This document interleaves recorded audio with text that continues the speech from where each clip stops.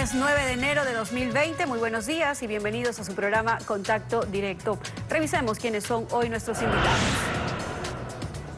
Estará con nosotros Enrique Pita, vicepresidente del Consejo Nacional Electoral. El juicio político a la presidenta del CNE, Diana Tamaint, los argumentos. Veto del Ejecutivo a las reformas electorales donde elimina las circunscripciones electorales y la devolución de la vida jurídica a fuerza compromiso social. La organización política del exministro Iván Espinel, sentenciado por corrupción, hoy al servicio del correísmo. También estará Gabriela Calderón, columnista de diario El Universo. Hoy se cumplen 20 años desde que Ecuador entró a la dolarización, los cambios en lo político, social y la estabilidad en un país con subidas y bajadas. También nos acompañará Cristina Solórzano, periodista de los portales digitales La Fuente y Mil Hojas. Revisión al caso Arroz Verde original, lo investigado, lo descubierto, las pruebas y los llamados a juicio. ¿Están todos los que son?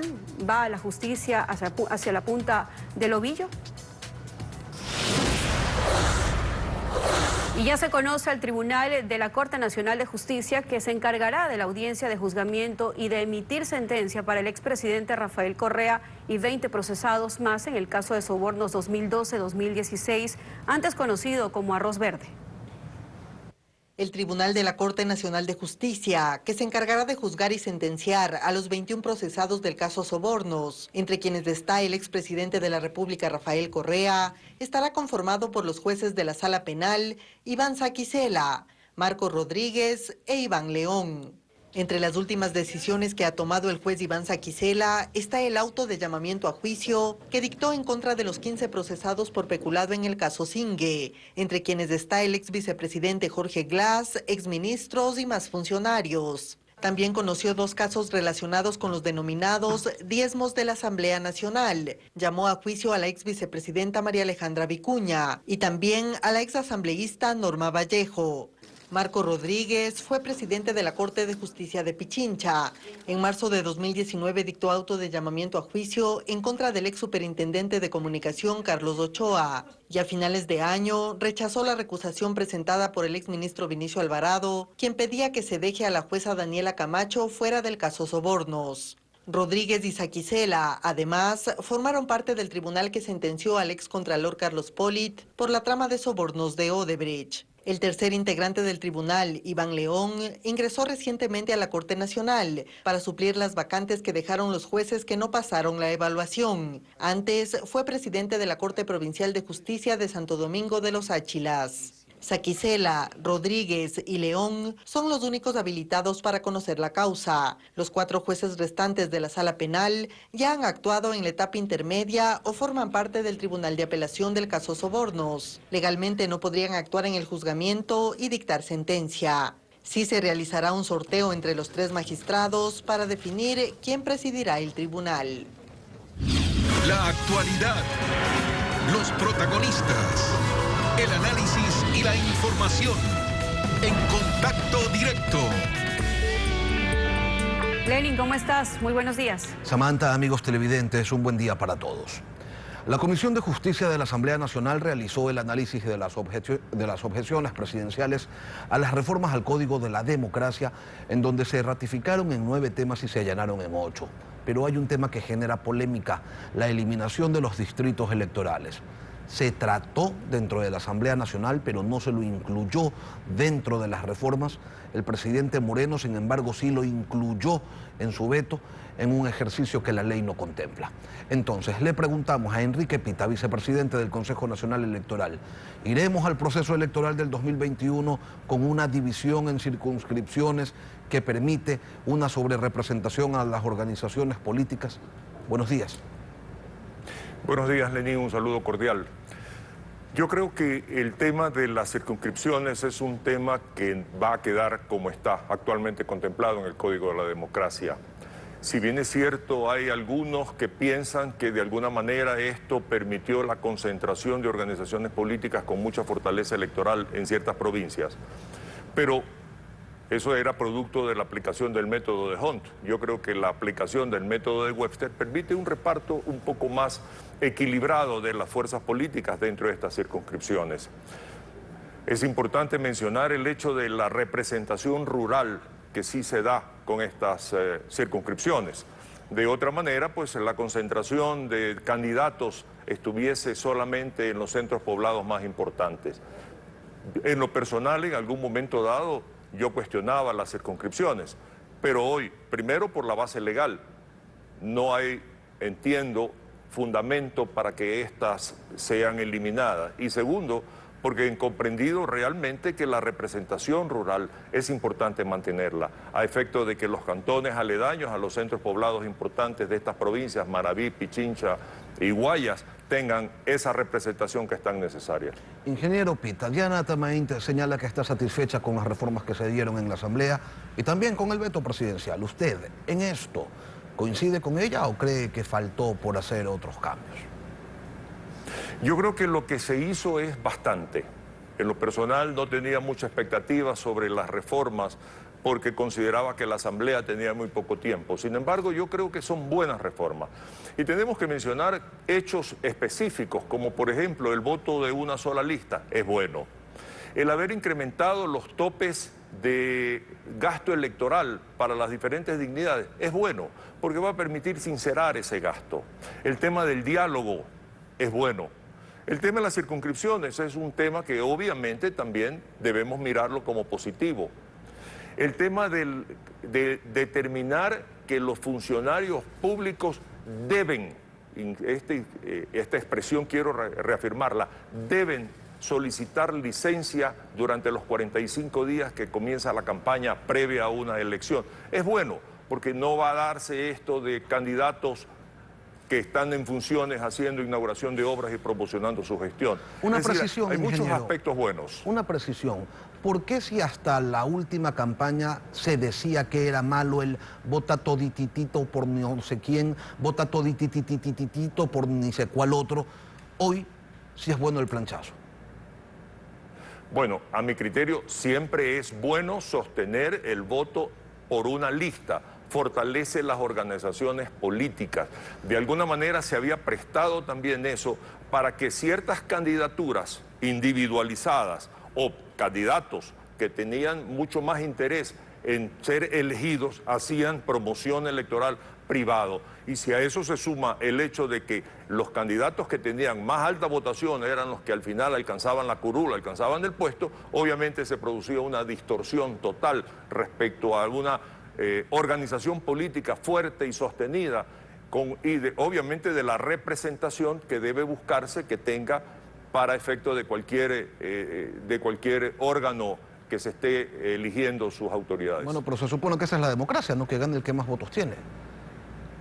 Bueno, que gane, es que para eso tenemos regímenes de partidos, pues regímenes de partidos. Para eso precisamente las organizaciones políticas tienen que fortalecerse. Para eso también tienen que saber escoger sus candidatos. Para eso también es necesario que la ciudadanía entienda que de alguna manera son las organizaciones políticas las que tienen que manejar, no son los individuos aislados. Y eso es lo que es bueno para la democracia. Pero también es cierto que esa es una doble tarea. Por un lado, los ciudadanos tienen que votar responsablemente, pero por otro lado, las organizaciones políticas tienen que actuar responsablemente, formando y obviamente escogiendo candidatos con los méritos suficientes para ir a sentarse en cualquier puesto de estos. Ingeniero Pita, pasemos al tema del juicio político en contra de Diana Tamaín. Ella en este espacio indicó el día de ayer lo siguiente. Recordemos sus declaraciones. El juicio político que plantea, creo, responde a un solo interés. Creo quiere tomarse el Consejo Nacional Electoral y por eso ha planteado dentro de su bloque esta posibilidad o este juicio político que ahora me toca responder ante el país. Usted, sin estar afiliado a Creo, es el delegado de esa organización dentro del Consejo Nacional Electoral. Cuando Diana Tamaín dice que Creo está detrás de su puesto, está diciendo que si la llegan a destituir en la Asamblea, usted quedaría como presidente. ¿Es eso lo que está buscando usted, ingeniero Pita? Yo no estoy buscando eso. Y no creo que Creo tampoco esté buscando esto. La señora Tamaín en su programa, en el programa de entrevistas de ayer, 3 veces repitió lo que acabamos de escuchar. Creo quiere tomarse la institución. Hablemos de cuál sería el el campo, llamemos así, de acción de una organización política para tomarse una institución. Está faltándole el respeto a los asambleístas cuando podrían asumir que de alguna manera se van a subordinar a otra organización política para efecto de votar, que se tomen la función electoral. Está faltándole el respeto a los mismos miembros del Consejo Nacional Electoral porque van a ser tontos útiles en algún momento dado y subordinarse a un individuo que represente una organización política supuestamente y que va a ser del Consejo Nacional Electoral un feudo de control absoluto. Déjeme explicarle primero, Lenín, en el supuesto caso no consentido que la señora Tamaín fuese censurada, el vicepresidente, que soy yo, tiene que asumir temporalmente la función, pero tiene que elegirse entre los 5 consejeros esa nueva autoridad. Por lo tanto, no se trata de que Enrique Pita, que supuestamente representa Creo, ya va a asumir la presidencia y va a tener el control absoluto. Vamos a la siguiente explicación. ¿Qué es tomar control? Doña Diana ha pasado por varios argumentos. Ha dicho que Creo está preocupado por el control de gasto electoral, que Creo quiere tomarse. ¿Qué significa control de gasto electoral? Perdón, no es gasto electoral, precampaña electoral. No hay norma al respecto, por eso es que yo me opuse en su momento, junto con el consejero Verde Soto, a que se contrate una compañía. Controlar la función electoral es tener aliados dentro de la misma función, repartirse el trabajo y repartirse la función, perder el control sobre la gestión que hacen todos los otros aliados, entregar responsabilidades sin mirar definitivamente si las personas que están ubicándose en los puestos de responsabilidad tienen los antecedentes y tienen la experiencia. Es perder el control, Ingeniero, es dejar hacer. Este juicio político se construye sobre la base de muchas de las denuncias o de algunas de las denuncias que ha realizado usted y el vocal Verde Soto. En función de aquello, entiendo que usted cree que debe ser destituida Diana Tamaín. Yo creo que ella debe responder ante la ciudadanía. Yo no respondo ni creo nada respecto a cómo se van a pronunciar los asambleístas. Lo que sí creo es que ella debe responder respecto a las inquietudes planteadas. Y en ese sentido, no se trata de echarle responsabilidades a una organización política o a un consejero. Y en ese sentido, permítame un instante, porque sí creo que es importante advertir, en este conflicto interno ha llegado a tal nivel de deterioro la relación cuando estructuras internas de la misma Consejo Nacional Electoral están trabajando programas de desprestigio para los otros consejeros a través de descontextualizar expresiones, a través de troquear información. Eso no está bien, no hace bien para la imagen institucional. ¿Y es verdad que usted hoy no tiene funciones dentro del Consejo Nacional Electoral? Ah, pero así es.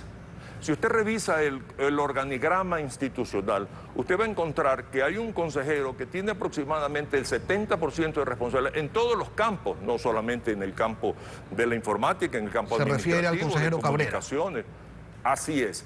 Y tiene el otro caso, el de la consejera Cero, que tiene organización de procesos y muchas otras responsabilidades. Eso no es bueno, porque adicionalmente ahí es donde se han dado las distorsiones que están siendo evaluadas hoy día en la Asamblea Nacional, cuando se han contratado personas sin experiencia y la autoridad máxima perdió la oportunidad en su momento de auditar quiénes eran. Tenían ellos la capacidad, tenían los antecedentes e incluso cuando se enteró no tomó acciones ninguna, precisamente por ese respeto que tiene de esos consejeros de mayoría a quienes hay que dejarlos hacer, hay que dejarlos pasar. Ingeniero Pita, una última cosa. ¿Por qué en el Consejo Nacional Electoral resolvieron inobservar un pronunciamiento de la Contraloría y devolver la vida jurídica al movimiento de Iván Espinel, preso y con sentencia por peculado?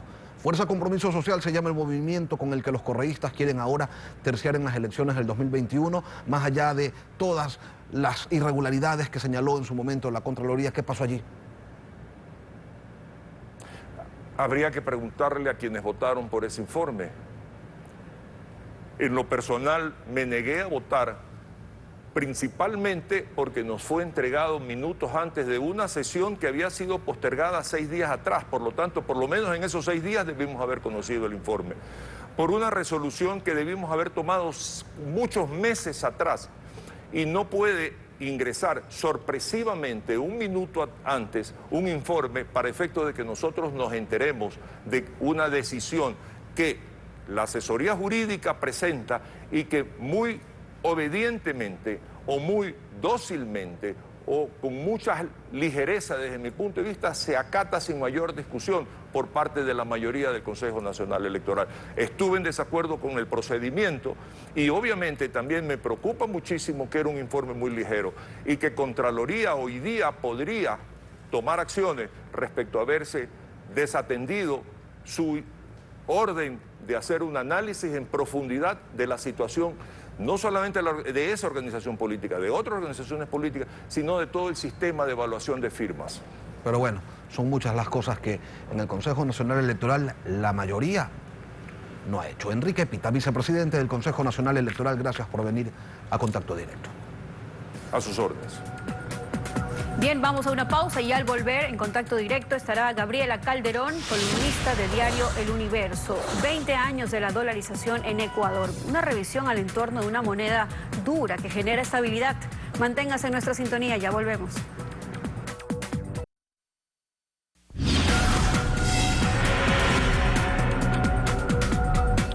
Un día como hoy, hace 20 años, en medio de una profunda crisis económica y social, producto de un encadenamiento de malas decisiones políticas y económicas, el Ecuador adoptaba la dolarización y dejaba de lado su moneda, el sucre. La medida originalmente golpeó a todos, pero sobre todo a los más pobres.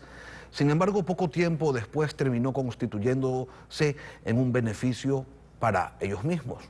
¿Cuáles son las virtudes de la adopción de la dolarización en el Ecuador? Se lo preguntamos a Gabriela Calderón de Burgos, columnista de Diario El Universo. Muy buenos días. Buenos días. Bueno, yo creo que el principal beneficio sería haber controlado la inflación. La inflación fue lo que realmente golpeaba más duro, particularmente a los sectores de ingresos más bajos, que no podían, de igual forma que aquellos que tenían ingresos superiores, proteger sus ahorros de las devaluaciones y depreciaciones de la moneda nacional. Terminar con la inflación, con la devaluación, es uno de los elementos que muchos críticos a la dolarización prefieren obviar, olvidando que extraordinarias inflaciones en el Ecuador era lo que terminaba por licuar casi por completo los ingresos de los ecuatorianos. La inflación era el peor de los impuestos y parece que no se valora mucho el hecho de que ya no la tengamos entre nosotros. Bueno, hay, digamos, beneficios de haber controlado la inflación que es difícil, son muy poco conocidos o celebrados. En parte yo creo que es importante el haber controlado la inflación porque ya con 20 años lo que se ha logrado generar en el país es una cultura de ahorro. Cuando en ausencia de inflación hay incentivos para ahorrar. En cambio, cuando hay una inflación alta, incluso de 2 dígitos, como la llegamos a tener a fines de los 90, y tuvimos inflaciones altas en la década de los 80 y los 90, lo que hay es un desincentivo al ahorro, un desaliento al ahorro. Se castiga a las personas que ahorran con el impuesto escondido, que es el impuesto inflacionario. Es un impuesto que no requiere ser aprobado por la Asamblea. Por otro lado, se agrava el tema fiscal. Ecuador es un país que tiene una larga historia, una larga trayectoria de déficits fiscales. Es algo que ha sido una constante desde 1830. Entonces, el haber eliminado una de las herramientas que tiene el gobierno para financiarse, esto es la maquinita de imprimir billetes para poder monetizar los déficits, eso también es otro beneficio. Otro beneficio es que se ha logrado cortar ese conducto de contagio entre las finanzas públicas y el sistema financiero, ya que cuando hay estas monedas nacionales volátiles que no son de aceptación universal, lo que suele suceder, como muchas veces ha pasado en América Latina, es que las crisis cambiarias se convierten en crisis financieras, porque hay ese conducto de contagio. Eso se eliminó con la dolarización y hoy, a pesar de tener una crisis fiscal igual o peor que la que tiene Argentina, Ecuador tiene un sistema financiero mucho más sólido. Sin embargo, la dolarización generó también una estructura de costos cara, muy cara para los niveles de productividad que aquí se tienen, y a la hora de medir la competitividad es que el sistema ya no tiene tan buenos números. Si la competitividad estuviese en el tipo de cambio, los suizos no fueran estrellas en mercados de exportación. El franco suizo es una de las monedas más caras del mundo, más duras del mundo. Incluso hay la historia de Alemania y Japón, cuyas monedas se apreciaron después de la Segunda Guerra Mundial y estos países salieron adelante, nos dieron los llamados milagros económicos, teniendo una moneda dura que se apreciaba. La competitividad no está en el tipo de cambio, mucho menos en un mundo globalizado, donde la mayoría de los productos son denominados en dólares y el dólar está en la gran mayoría de las transacciones que se realizan en el comercio internacional. La competitividad sí está en problemas que todavía tenemos en el Ecuador que nada tienen que ver con la dolarización. Tenemos políticas comerciales todavía relativamente proteccionistas, tenemos regulaciones financieras que nos mantienen aislados del sistema financiero internacional, tenemos también problemas de regulación en el mercado laboral, es decir, solitos nos encarecimos frente a otros mercados. La cantidad de impuestos que tenemos, la carga tributaria es superior a aquellos países con los cuales podríamos competir en servicios y en mercados de exportaciones y digamos estamos limitando todo lo que tiene que ver con negocios relacionados a las importaciones. Eso ahí no tiene nada que ver con la moneda que utilicemos, son políticas inconvenientes si tuviésemos moneda nacional o si estamos dolarizados. Hay quienes sostienen que la dolarización funciona porque los políticos no han podido meter demasiado las manos y que cuando la dolarización ha estado en riesgo es porque se ha querido abusar de las regulaciones. ¿Está usted de acuerdo con esta afirmación? Bueno, es que la dolarización tiene una virtud frente a regímenes que suelen ser confundidos con ella, como la convertibilidad que tuvo Argentina. Y la virtud es que es muy difícil de salirse de la dolarización, precisamente porque los dólares están en manos de la gente y no existen dos monedas con una promesa de mantener un tipo de cambio estable entre las dos. Existe una sola moneda y esto hace que la moneda, los dólares en este caso, estén en manos de la gente. Desdolarizar, por lo tanto, se convierte en un acto sumamente difícil, no digo que sea imposible. En el caso de Zimbabue lo hicieron hace relativamente poco tiempo, pero la única manera de hacerlo es creando una nueva moneda y haciendo que esta moneda sea de aceptación obligatoria. Aquí hubo un intento de hacer eso con el dinero electrónico, pero a la semana tuvo que retractarse el gobierno de Rafael Correa, que tenía la voluntad declarada incluso es un presidente que estaba en contra del sistema de la dolarización y teniendo todos los poderes, incluso tuvo que detenerse y retractarse.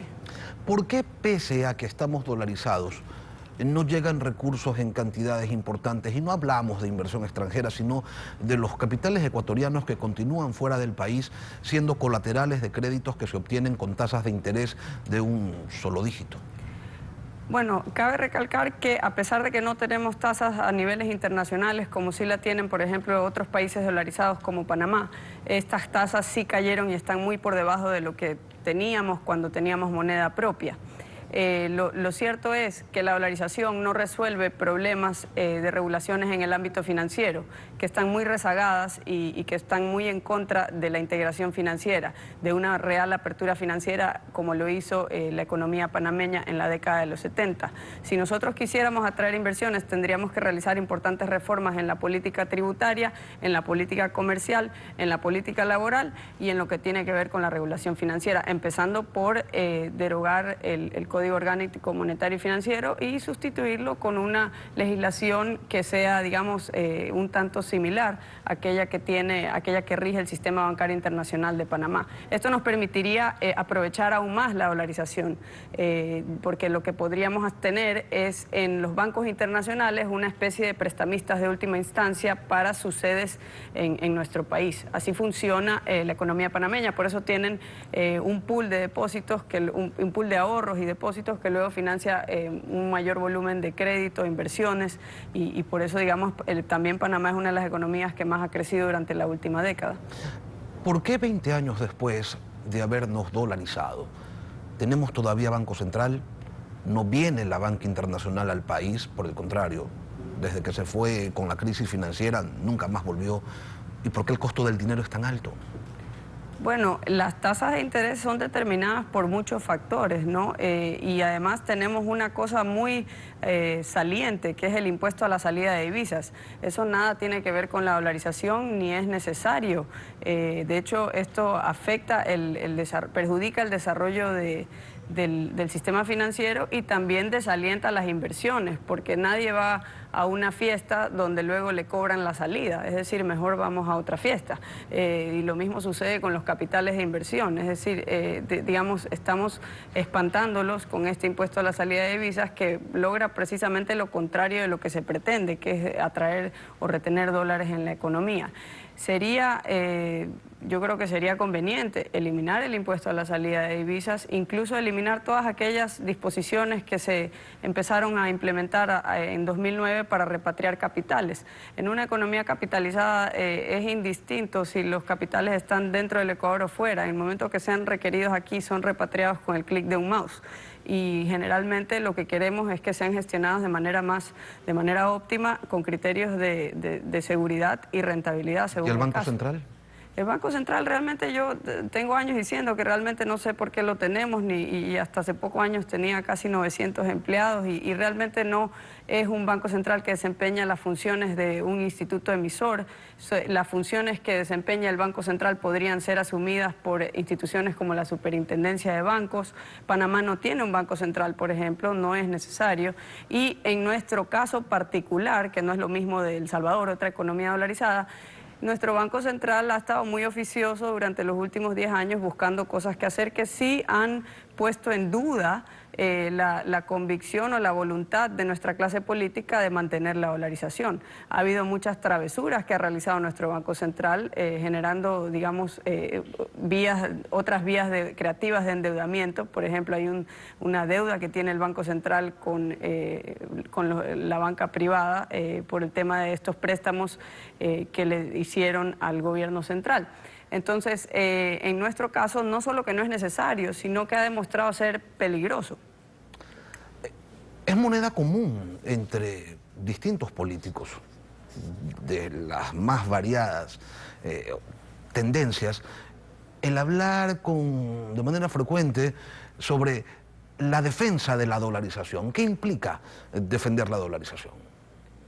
Bueno, lo que pasa es que el éxito tiene muchos padres y muchos defensores, y así como los políticos buscan una causa común para tratar de vender cualquier cosa dentro de su agenda, lo que se ha hecho a lo largo de las últimas décadas es tratar de pasar cualquier tipo de política intervencionista, política económica intervencionista, en nombre de la defensa de la dolarización, porque el único consenso, probablemente el único consenso que existe en el Ecuador, más allá de la selección nacional de fútbol, es el apoyo al dólar, porque la gente solo confía en el dólar. Entonces, lo que hacen los políticos es decir, necesito que me aprueben esta ley para defender la dolarización, pero la mayor parte de las veces son personas que realmente no buscan defender la dolarización, sino promover algún tipo de agenda. Y lo que se hizo en nombre de la dolarización durante la última década fue promover una agenda proteccionista en el ámbito financiero y en el ámbito comercial, que nos restó mucha competitividad a nivel internacional. Y lo mismo sucedió con el mercado laboral. Gabriela Calderón de Burgos, analista económica. Gracias por venir a Contacto Directo. Gracias. Bien, y cuando regresemos, Cristina Solórzano, periodista de los portales digitales La Fuente y Mil Hojas. ¿El caso Arroz Verde original va a la justicia por el camino correcto? Manténgase en nuestra sintonía.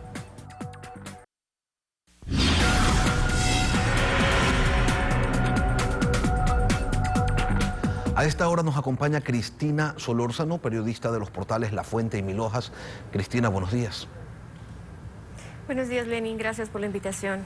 Fue en los portales La Fuente y Mil Hojas donde se expuso por primera vez el caso Arroz Verde, al que después se le cambió el nombre por uno un poco más formal y ahora se llama Sobornos 2012-2016. Cristina, empecemos por el final. La jueza Daniela Camacho resolvió llamar a juicio a 21 personas, entre exfuncionarios del gobierno anterior y empresarios. Se los acusa del delito de cohecho. Si comparamos la investigación original que usted junto a Fernando Villavicencio y Cristian Zurita realizaron y vemos ahora quienes son los llamados a juicio, ¿podríamos decir que allí están todos los nombres de Arroz Verde? Están la mayoría de los nombres que se mencionan en el portal, pero también se omiten nombres importantes. Por ejemplo, no entendemos por qué fue sobreseído el ejecutivo Kyron Wu de la contratista Sinohydro. siendo que hay las pruebas y el portal publicó de los pagos que hizo Sinohydro a las campañas de Alianza País. No comprendemos por qué Sinohydro, siendo una de las contratistas que mayores obras tiene en el país, fue sobreseída. Tampoco entendemos el sobreseimiento de la señora María Augusta Enríquez, quien fuera asesora de Vinicio Alvarado. Tampoco entendemos la omisión del nombre de la señora Olga Muentes, quien fue asesora del brazo derecho de Jorge Glass, a quien no se la mencionó, Fiscalía no la llamó, no la investigó y por lo tanto su nombre no aparece.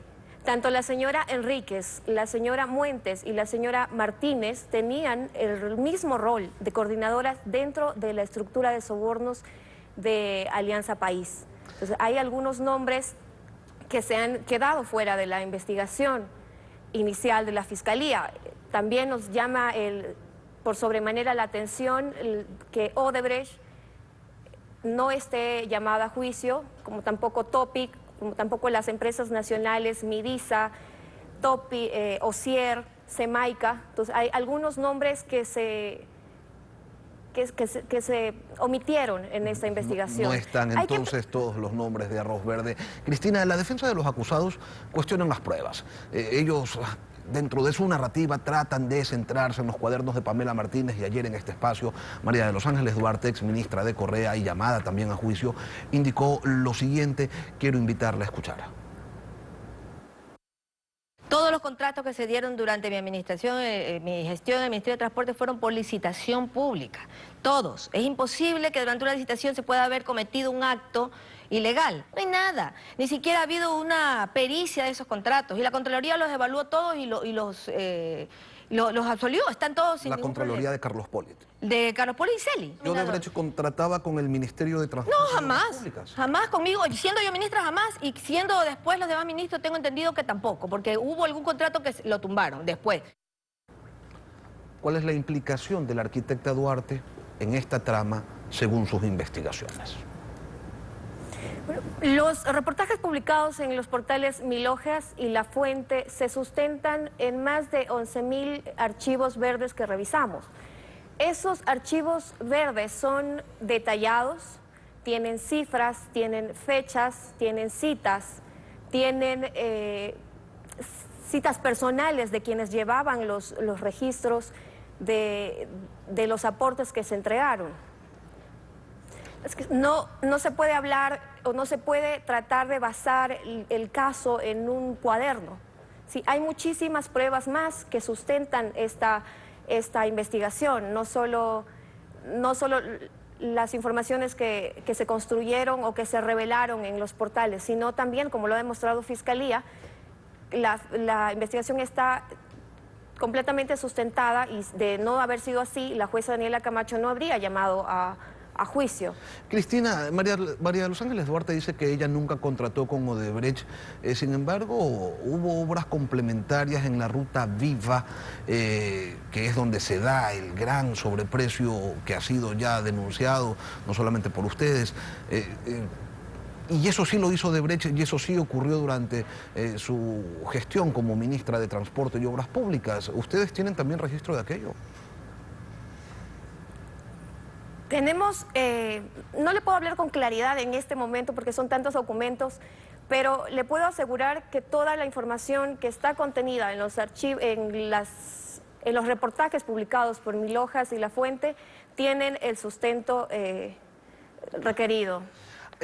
Cristina, usted me decía hace un rato, nos sorprende que Odebrecht no haya sido acusada y menos aún llamada a juicio.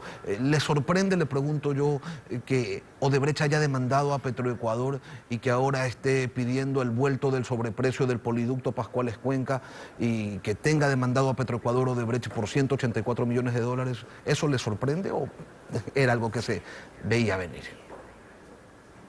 Yo creo que es algo que se veía venir. Creo que es más bien fue una acción estratégica de defensa de Odebrecht cuando se dio cuenta que Petroecuador pretendía terminar unilateralmente el contrato por Pascuales Cuenca. Entonces creo que nos madrugaron, como se dice en el reportaje, se nos adelantaron y pusieron este juicio en 2018 de una forma silenciosa, ¿no? Pero era algo que yo personalmente considero que se veía venir.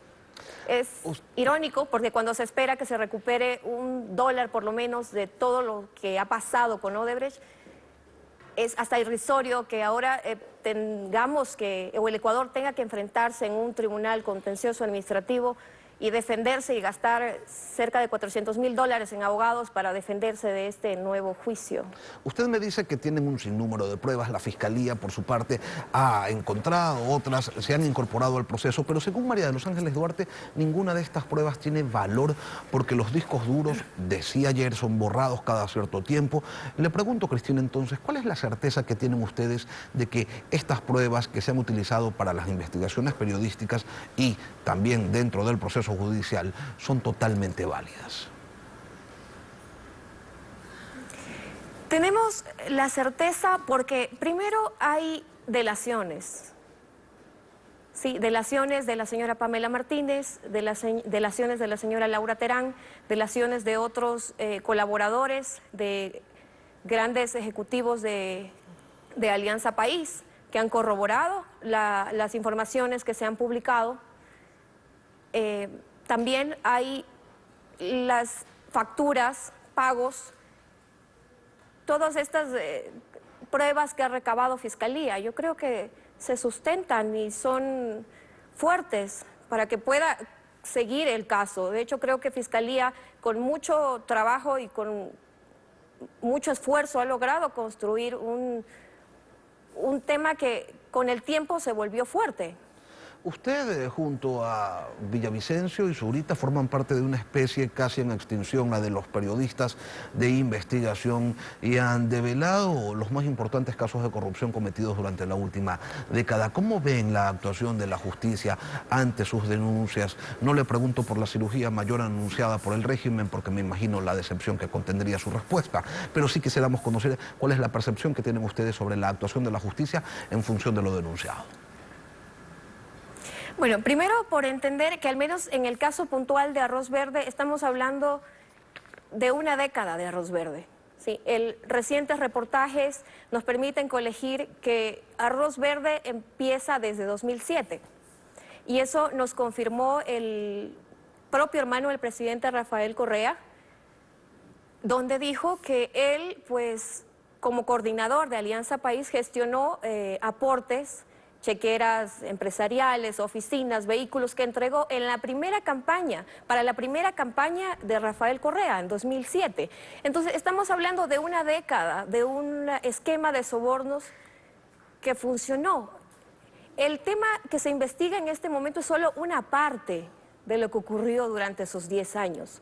Creo yo y confío en que la justicia hará su trabajo y que esto es solo una parte, que se quedan por investigar el informe Majano, que habla de los aportes a la campaña del presidente Moreno y el señor Glass.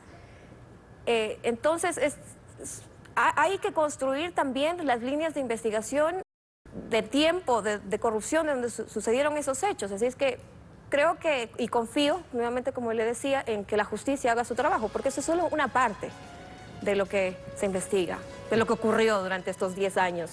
Y que no cesen las investigaciones. Cristina Solórzano, periodista de los portales La Fuente y Mil Hojas, gracias por venir a Contacto Directo. A usted, Lenín, gracias. Bien, y de esta manera concluimos Contacto Directo. Gracias por acompañarnos. Nos vemos el día de mañana, Lenín y amigos. Será hasta entonces un buen día para todos.